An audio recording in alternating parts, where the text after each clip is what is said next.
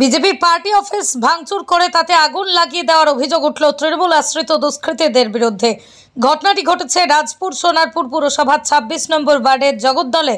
ওই ওয়ার্ডের মোট ১২টি বুথের ৯টি বুথেই জয়লাভ করেছে বিজেপি। ওয়ার্ডের সবকটি বুথ মিলিয়ে ১০০রও বেশি ভোটে এই ওয়ার্ড থেকে জয়লাভ করেছে বিজেপি। তার জেরেই এই হামলা বলেই অভিযোগ বিজেপির পক্ষ থেকে। ঘটনায় ইতিমধ্যেই সোনারপুর থানায় অভিযোগ দায়ের করা হয়েছে।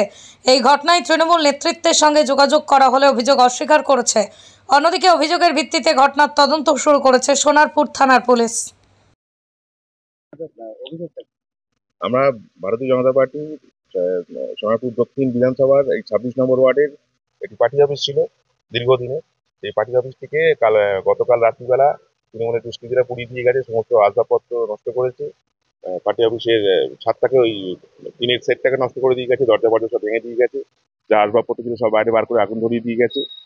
আমরা এই ২৬ নম্বর ওয়ার্ডে এবারে ২০২৪ লোকসভা নির্বাচনের ১২টা বুথের মধ্যে ৯টা বুথেই জয়লাভ করাতে তাদেরই গাত্রদাহ এবং তাদেরই গায়ের জ্বালা। এবং আমাদের শুধু পার্টি অফিস, আমাদের বিভিন্ন কর্মীদেরও ইনডাইরেক্টলি ডাইরেক্টলি থ্রেট দেওয়া হচ্ছে, রাস্তাঘাটে গেলে তাদের গালাগাল করা হচ্ছে, বিভিন্নভাবে পার্টি কর্মী ডিস্টার্ব করা হচ্ছে। আমরা এর সুষ্ঠু সমাধান চাই এবং এলাকায় শান্তি চাই এবং যারা দোষী যারা তাদের উপযুক্ত শাস্তি আমরা চাই।